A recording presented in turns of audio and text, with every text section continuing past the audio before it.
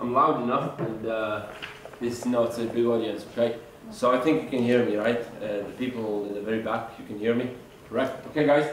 Time is scarce, and I need, I think, to focus quite a bit and not for my thoughts to run around, because I'm used to speaking usually for about 45 minutes, hour and a half, as you know normal lectures do. So now it's a hoop within 15 minutes, and then plus especially to place something valuable into your minds and actually leave you with something valuable. It's not so easy.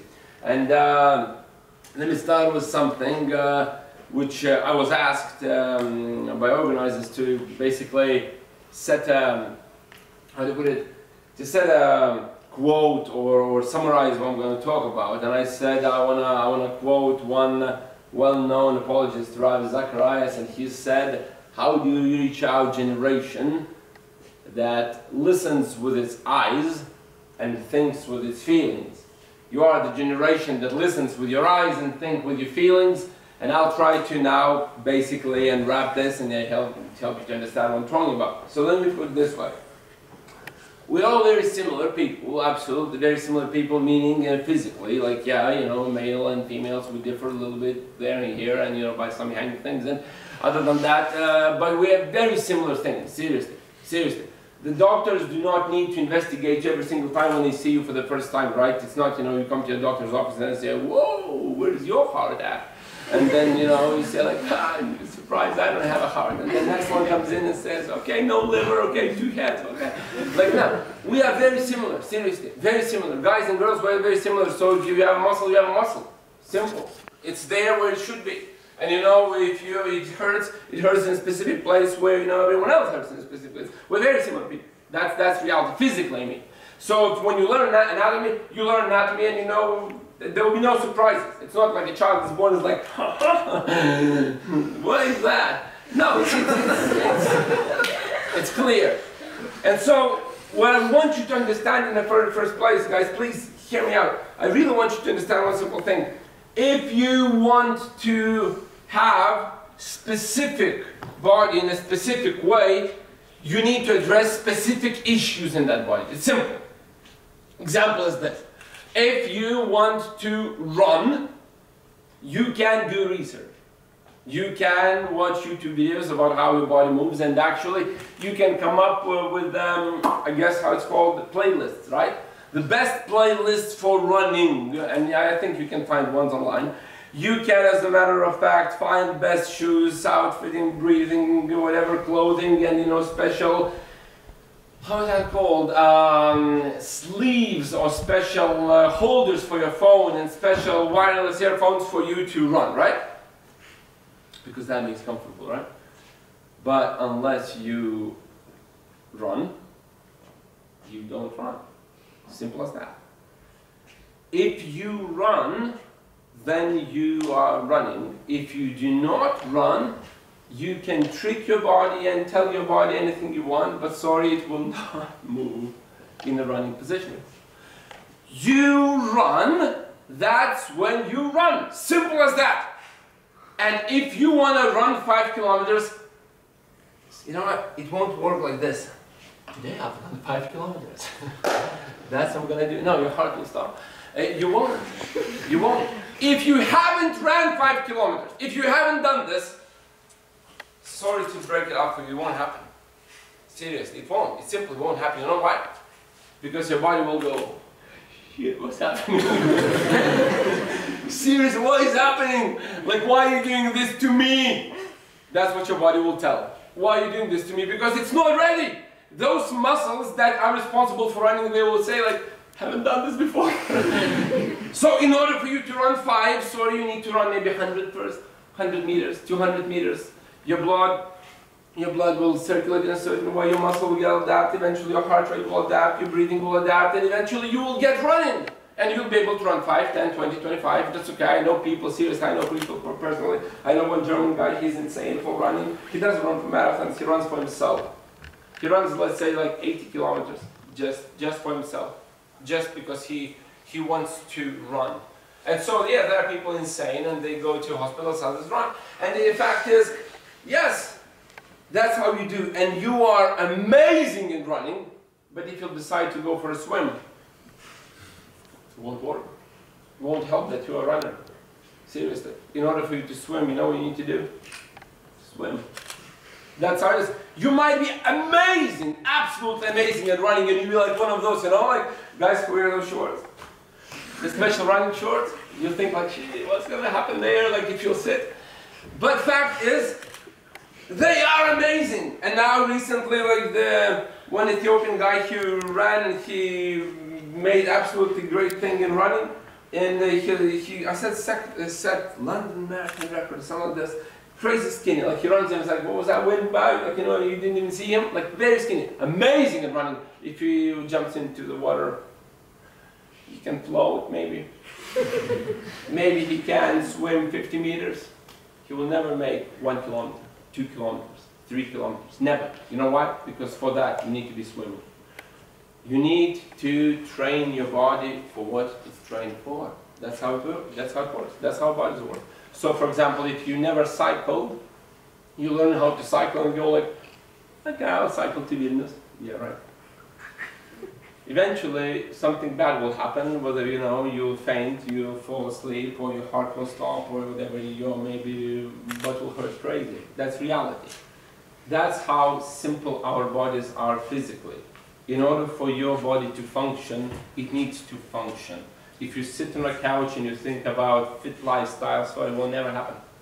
You need to do something in order if you want something to be done. Simple, right? Why am I saying this? Because our minds work exactly the same way. Seriously. Hear me now, for the next 10 minutes, I really want your undivided attention, because it's very important what I say.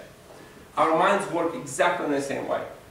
If you want to be a thinker, you need to think. In my past 10 years, when I worked in university, I came across lots of young people. Every single year, I come across more or less about 20,000 young people in different, you know, settings, different, you know, conferences, schools, you know, different places. Lots of young people. One surprising thing is they're getting dumber and dumber every single year. That's reality.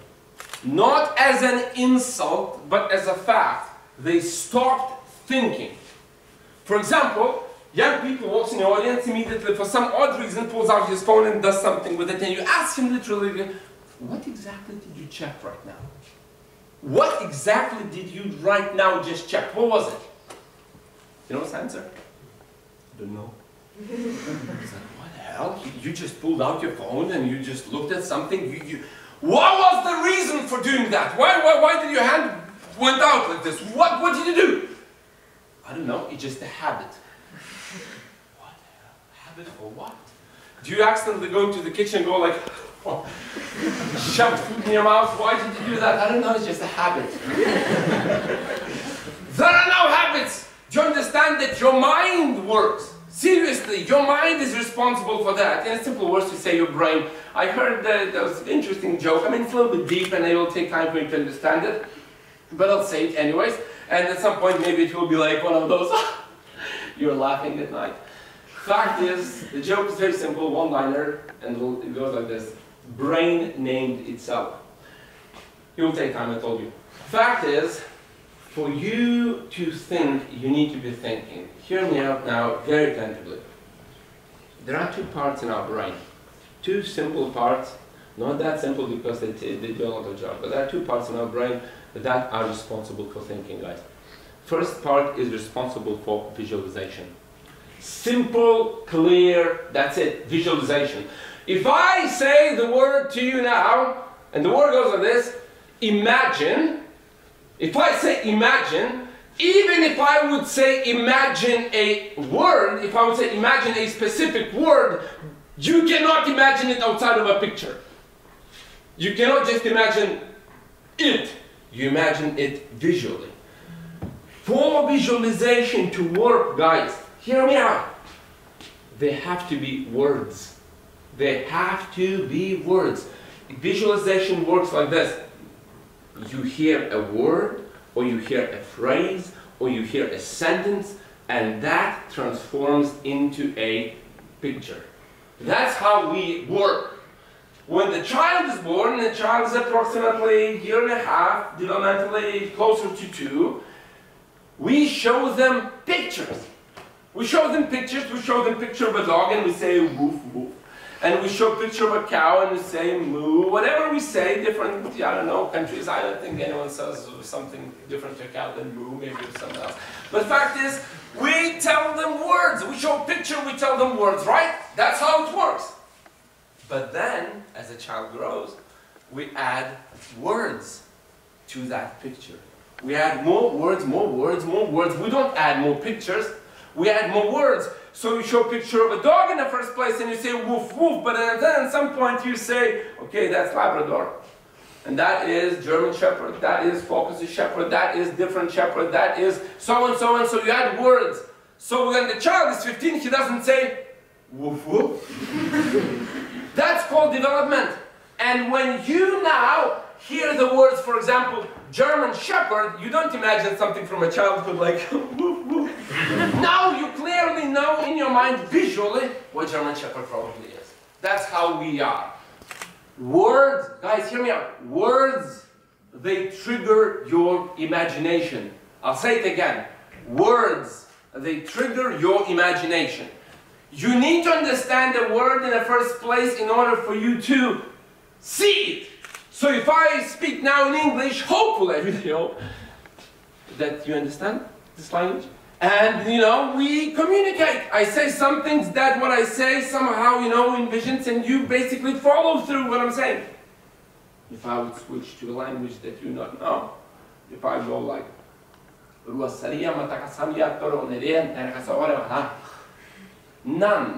nothing happened in your minds. Literally, nothing happened in your minds. Right now, for the past 10 seconds, there was blank. There was like, nothing at all. But when I say words that have somewhat of a linkage, they transform into pictures. And if I would, you know, try to describe something to you, if I would try to draw a picture, place a puzzle, or paint a painting with my words, I was saying, no, I drew here and I drew there, I was going, you know, across that building, down that road. You see those things because they draw pictures. Guys, when you read books, beautiful, beautiful scenery is built in your mind. When you read books, that part of your brain is being developed. In the same way, when you go for running, those specific muscles work that need to work for your running. When you read words, your brain works, guys. When you watch videos, doesn't. It skips. So now it was so easy, you know, for us to sit. I didn't see that. Okay. It was so easy for us to sit and actually listen to the lady talking because, first of all, it was visual. But it was so difficult to concentrate because why? She was speaking. If there would have been a movie with a scenery, everything was shown, it was way easier. You go back at home, you know, in the evening, sit down, open up a book. Usually we'll fall asleep for the next 10 minutes. But put the book aside and turn on YouTube channel or some, you know, movie, and that's it, 2, 3, 4 movies like nobody's business. So easy. You know why? Because your mind doesn't need to work for visual. When you see, it doesn't need to work. When you read, it starts to work. And so the first part is visualization. The second part, before I land, it's very, very important. It's called verbalization. Those two things, in the same way as our two legs for running, you know, when you run, it will become quite difficult, right, to do this. Even disabled people who have accidents, they try to come up with a second leg in order for them to run. And they participate for Olympics, and you know, sometimes they get a chance to participate in Olympics because they need 2 limbs because it's so difficult to run with one, right? So exactly for thinking, guys, we need visualization and we need verbalization. When you want to say something, literally, when you want to address something in a simple way, to say to someone that you love them, you can't simply say, No! And I mean, you probably look like an idiot or specific social type of person if you would go like, you're nice. No!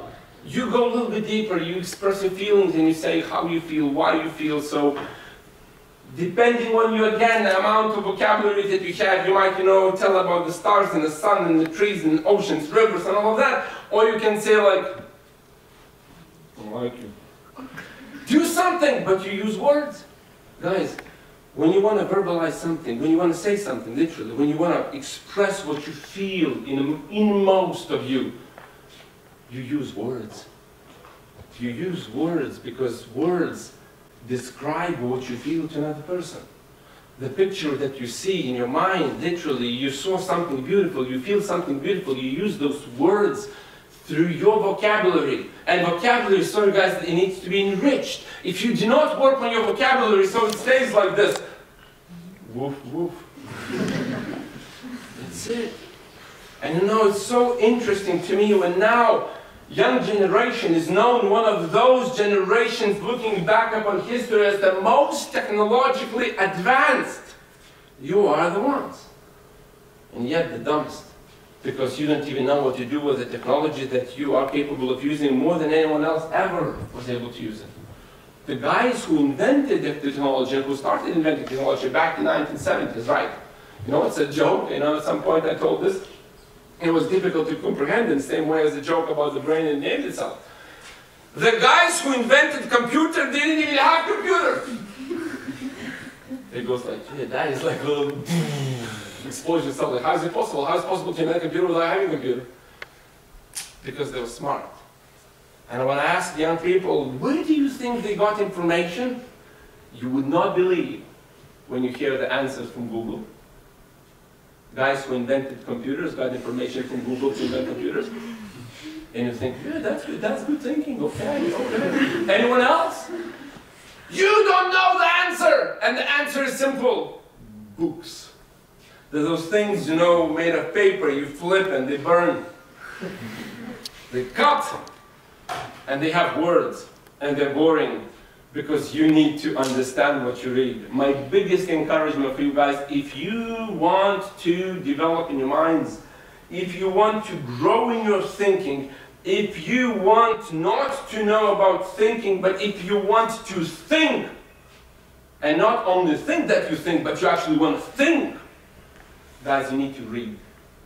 Read books. Read a text, that makes you feel dumb.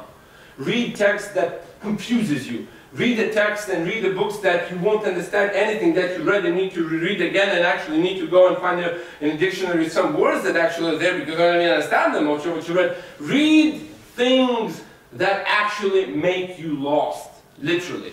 Read those things that make your absolute mind explode. Read because in such a way your minds actually work. I know, guys, you are all addicted to phones. I know that. That's reality. That's the world we live in.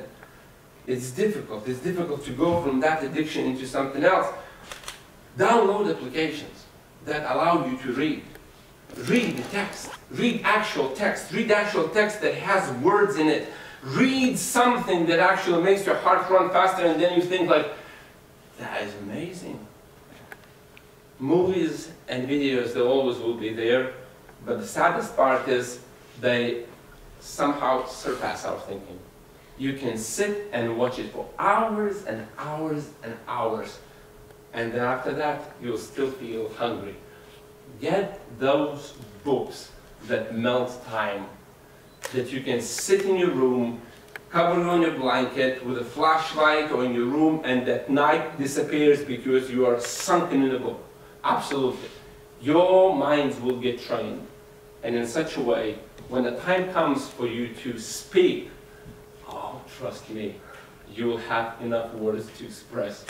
When the time will come for you to express your feelings to the loved one, trust me, it will not be simple, I like you. It will be something else, it will be something more, it will be something beautiful. Be thinkers, not only watchers. Be active livers, not only simple enjoyers. Thank you for attention.